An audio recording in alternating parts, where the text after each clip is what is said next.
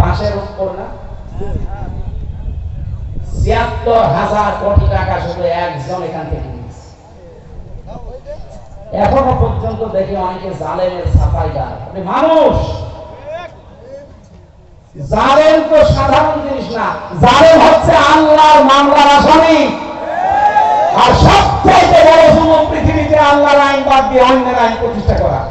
আর আমরা সেইটারই বিরুদ্ধে। এই কথা বলতে কেন? এই জন্য আপনারা আমাদেরকে টার্গেট মনে করেন। আরে ভাই, আপনার টার্গেট তো আমি হওয়ার কথা না, আপনার টার্গেট কে? আল্লাহ। আমি আল্লাহর কথা তো বলছি।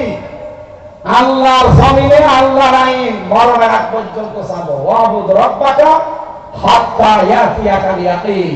ওই পর্যন্ত তোমরা আল্লাহর ইবাদত করতে থাকো যতদিন ইয়াকিন না আসে। ইয়াকিন মানে বিশ্বাস। মরণ মৃত্যু যতদিন না আসে ততদিন তোমাদের ইবাদত চলবে। আর আল্লাহর জমিনে আল্লাহর দিন প্রতিষ্ঠা, এটা আমরা ইবাদত মনে করি। এটা সব ইবাদতের বড় ইবাদত মনে করি অন্তত আমি। এই কথা বলে না কেন?